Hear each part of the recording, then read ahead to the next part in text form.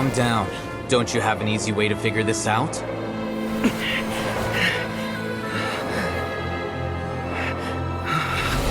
You were only designated as number 36? What a shame. From what I can see, your talents merit a smaller number. Putting aside the validity of the data, it is meaningless to judge individuals based solely on their jnana energy. What you said to Ilias has now become a memory shared by all members of the Hive. I see it now! You've channeled and amplified their selfish desires! You're trying to destroy my Hive from the inside out! Human minds are not infinitely pliable, and your Hive has stretched many of them to their limit. Once your authority as Overmind starts to wane, it won't be long before your subjects snap back. Is it worth living here like a machine? Being a tool for the rest of my life? As soon as one person begins to have these thoughts, selfishness, doubt, and fear will propagate, thanks to the web of consciousness that you built. At this stage, your so-called Hive has already fallen. It's not over yet. I am the Overmind! There has to be a way!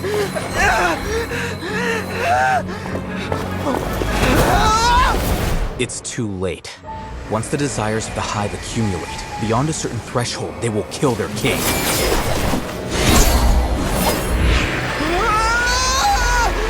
wouldn't have suffered such a disgraceful defeat if I was the Overmind. My number shouldn't be so far down the list! Siraj is a liar! This isn't what we agreed to! I should be the one in your position!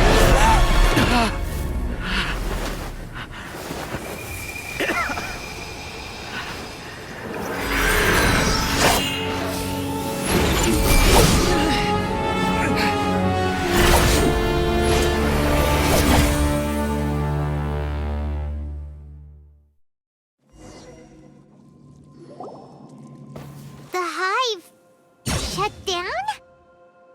What happened just now? Members of a collective consciousness are more likely to reach a consensus because of their shared memories and emotions. For example, Ilias did have differing perceptions, but he ultimately followed the collective consciousness's judgment. However, this system is far from perfect. Based on this logic, the collective consciousness will generate an intractable diffusion effect upon encountering negative emotions. The disturbance that Ilias caused wasn't for naught. It made the collective question the Overmind. Setbacks in the plan further amplify doubt, which diminishes the Overmind's influence. This inevitably causes the collective to generate negative emotions.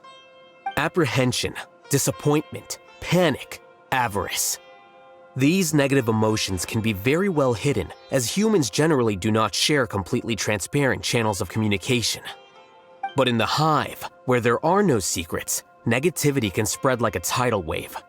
Of course, what I said to Ilias was the trigger for all of this. A few words were enough. Believe in the power of words, Siraj.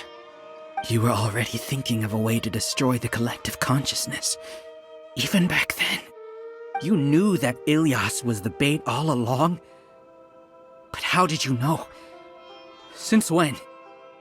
I knew it from the moment I saw him. Moreover, I never looked down on you. My opinion of you has always been objective. You have a naive view towards the concepts of collective consciousness and human evolution, but you are intelligent and disciplined. You would never let a test subject escape. Mistakes like that are beneath you, and you also won't leave any mistake without a resolution. I never thought I'd hear those words come from you. But if you're saying that out of sympathy, spare me. I know very well that you've never viewed me as an equal. When you were with us, you always had a distant look in your eyes. You don't need to hide it. I know it better than anyone else. The arrogance that comes with being a genius. Nobody likes being treated like that. Your perspective is entirely born from your habitual way of looking at things. From your perspective, you probably think I'm like you, someone who doesn't fit in. However, I've never placed myself on a pedestal. I just want to distance myself from meaningless noise and look at everything objectively. On the other hand, you have failed to come to terms with who you truly are. You care too much about winning and how others perceive you. You mean to say that I'm the arrogant one here? Is that not so? Arrogant and emotionally fragile. You view people as a simple, mediocre collective, while you regard me as one of your kind. Regardless, I have lost. You can take me back to the academia to stand trial. You will stand trial, yes. But arresting people isn't in my job description. I'm just an ordinary staff member. I believe it is the General Mahamatra's duty to escort you away. Sino? What are you doing here? I followed the symbols. Looks like things have already been settled.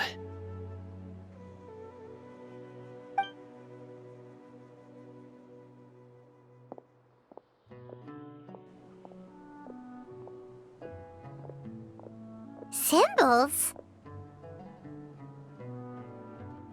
I left a similar picture in my letter to him, and I made several similar symbols on the way here.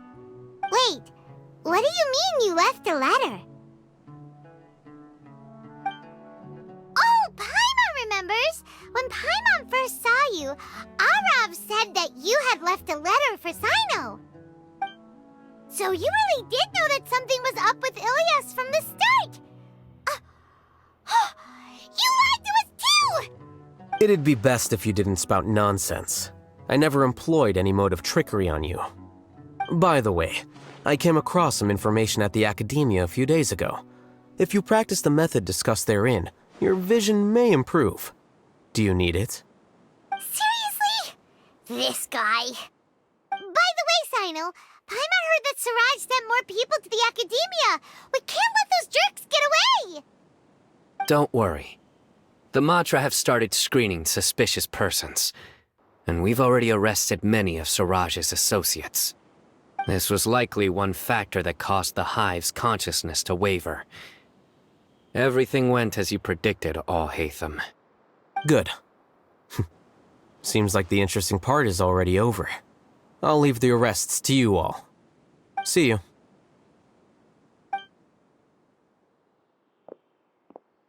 And off he goes. There still are a lot of test subjects here, so let's stick around for a while.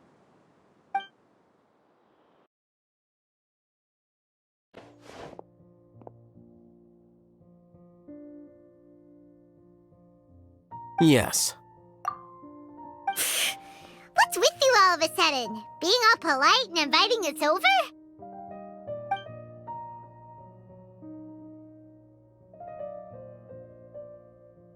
Ah, you're back. Quick, come help me see if this painting's all straightened. Huh? Who are they? Stop making a fuss. They're obviously guests. You're not from the Academia, are you? Paimon's sure she's seen you before. You're that person from that time in that one place! Wait, what? How do you know me? Oh no, do people know that I live here? What? You're embarrassed only now of all times? Oh, you guys are roommates! Yes, we are, but keep that to yourselves. Please, don't tell anyone else. I keep a few books on collectives and the subconscious here at home. I'll get them. You all chat in the meantime. Hey! Hey! You're leaving just like that? What's the deal, Alhaitham?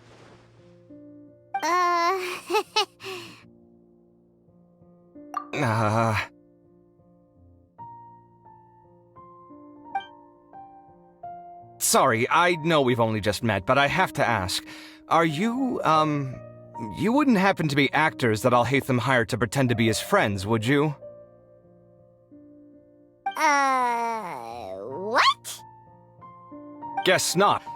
I've never seen him invite friends home before, so please excuse my surprise. You guys get it, right?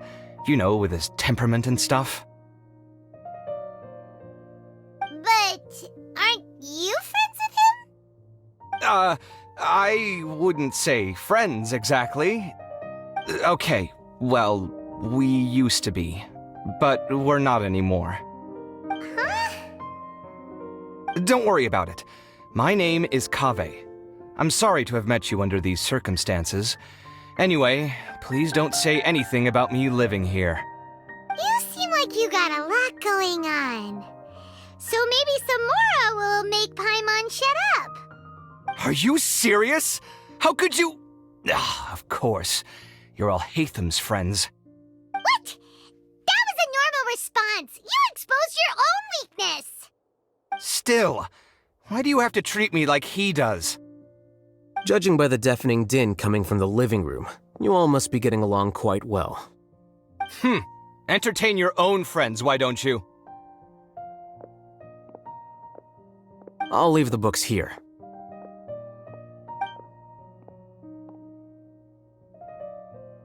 Paimon's dizzy from reading. This is way too complicated. Why don't we just ask questions instead? Paimon wants to know, oh, how did you know about the collective consciousness's weakness? A year ago, Siraj presented his thesis to the Grand Sage, who offhandedly asked for my opinion. I actually responded with 2 lines of reasoning. The first, as I've already said, was that his research was on human evolution, a subject prohibited by the academia. The second was that I thought the direction of his research was too extreme, but his approach too conservative. Wait, that's too conservative? He built such a large lab, gathered all those people, and even tried to get rid of you! One way to stabilize a collective consciousness is to remove the test subject's humanity altogether. The optimal solution to achieve collective consciousness is to focus solely on the overmind and treat the other test subjects as tools. That's way too dangerous! You're not seriously considering that, are you? 'Cause, whew. I'm merely stating the facts. If Siraj had done that, I would have felt his work to be just as senseless. It's impossible for any species to evolve overnight, and humans without their humanity cannot be called humans. That's why the academia prohibited research into human evolution. Most research of this kind tends to run contrary to evolution. Huh.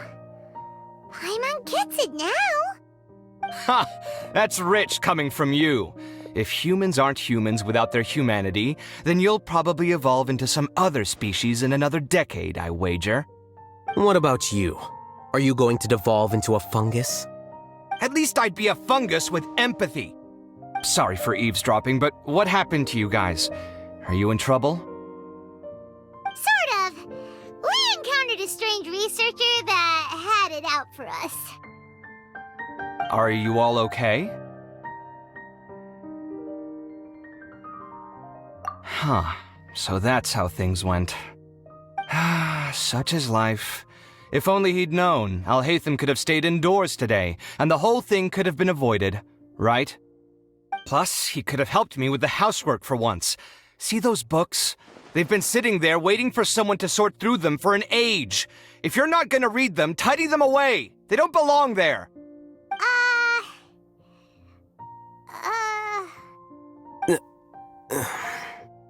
Can you feel the awkwardness in the air? I hope you're aware of your lack of conversational skills. Oh, so the pot's calling the kettle black, is he? Well, having said all that, are you okay? I'm doing quite well. Much better than that painting you're trying to hang on the wall. You don't understand anything. Stop criticizing my taste in decoration.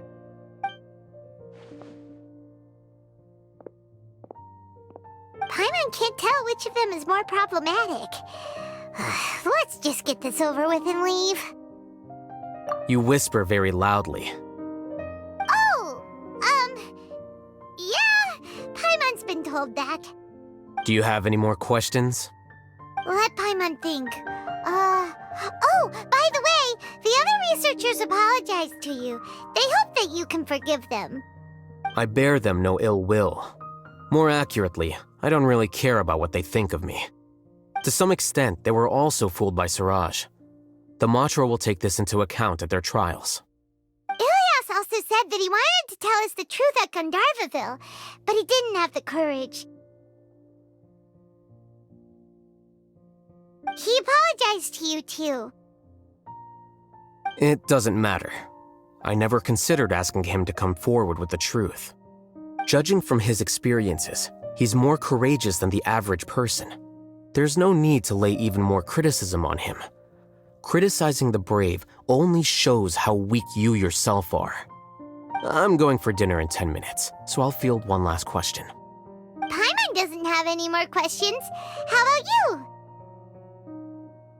Oh, yeah, that's a good question. You only started investigating with the Matra at the Academia because you were interested in something, right? But after meeting Siraj, it didn't seem like you were interested in him or his experiment. I had no interest in him personally, but I was curious as to why so many people were willing to form a collective consciousness with him. I now understand the reason. Correct. The fall of the Sages and the shutdown of the Akasha terminals deeply affected the Academia. The fact that Siraj's project attracted so much interest despite not being approved speaks to the lack of research projects as of late. As the acting Grand Sage, I'll have to figure something out. In addition, what happened to Ilias is worth our attention. Reporting academic fraud was the right thing to do. He didn't deserve the outcome that he had received. Paimon understands now. Oh, you're pretty serious when it comes to work, huh? I think minimum viable seriousness is a more apt description. I'll do my best to take care of this mess until my resignation is approved. Wait, your resignation? Yes. I've already submitted my resignation to the Academia. Soon, I'll resign as the acting Grand Sage and go back to being its scribe. I don't think Siraj knew about that. If he had waited just a few more days before acting, I would have already resigned. What he'd do then wouldn't have been any concern of mine. However, even without my input, his unstable model would have collapsed for some other reason, so it makes no difference. But why do you want to resign? I'm not suited to be a sage, nor do I want to be one. The official process to select the new sages is already underway, but this process is long and takes far too much time. If I serve as acting Grand Sage for too long, the position might become permanent. That would be troublesome. This job isn't something I want to spend the rest of my life doing. It's important to keep your priorities straight. Well, it's about time. You too should grab some dinner as well. Oh, now that you say that, Paimon's kinda hungry. See ya! We're gonna grab some yummies! See ya.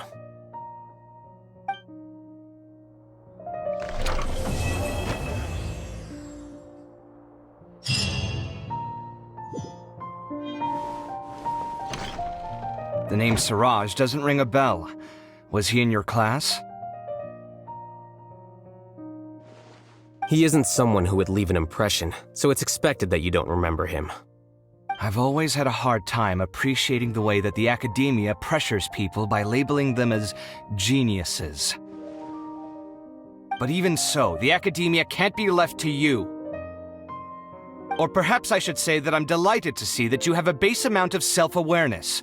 If the people in the Academia haven't gone mad, they'd know that I'm much more suited to be a sage than you. And I suppose they'd let everyone know that your career as a sage will be as shaky as that painting. Again, that's mighty rich coming from someone about to resign.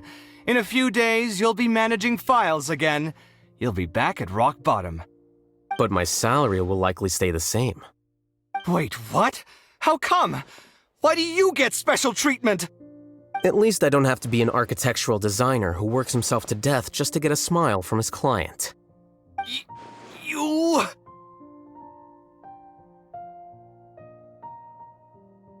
I took time out of my day to clean the living room for you, and this is the thanks I get for it? I'd have been better off catching up on my work. I still have designs to finish. Make sure to pay back the rent you owe me. I'm going to buy some furniture with that Mora. What?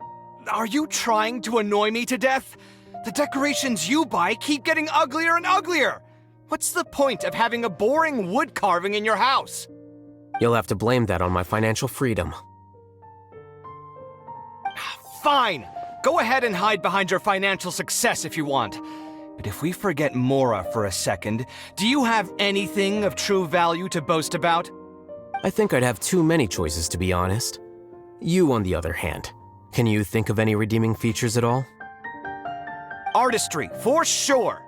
You don't know the first thing about interior design. Don't go off buying random furniture unless you take me with you.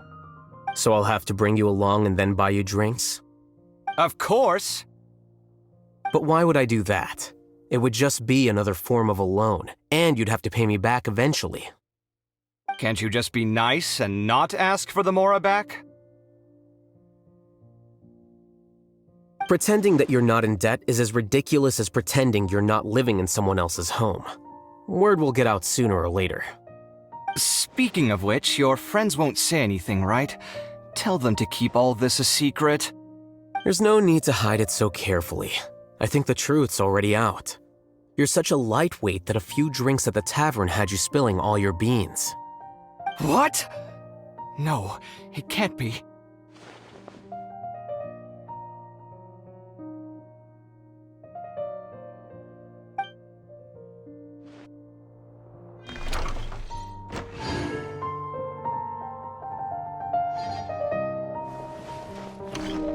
The name Siraj doesn't ring a bell. Was he in your class?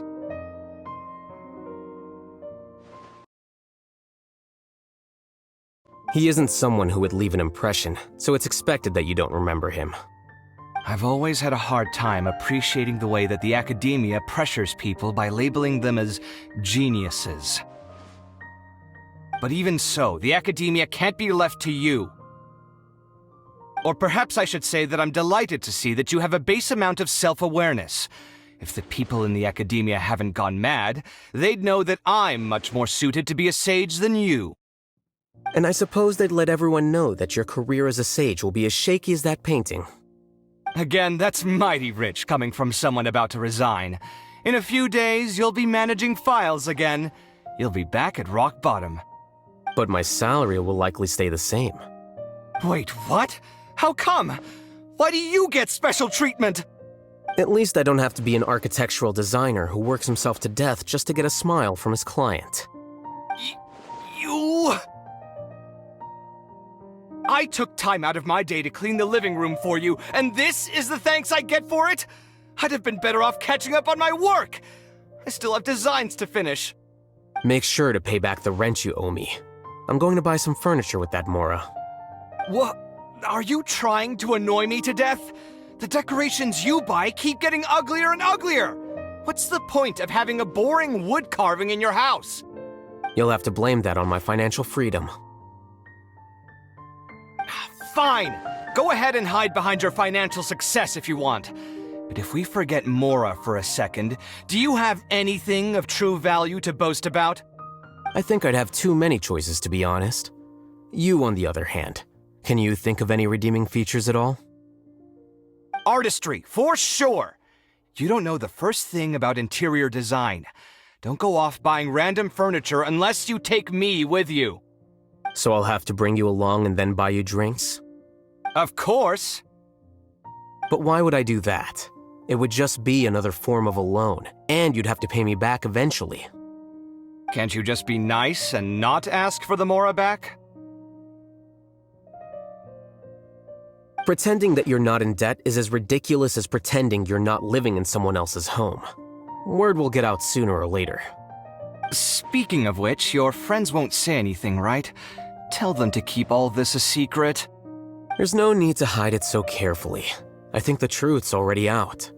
You're such a lightweight that a few drinks at the tavern had you spilling all your beans. What? No, it can't be.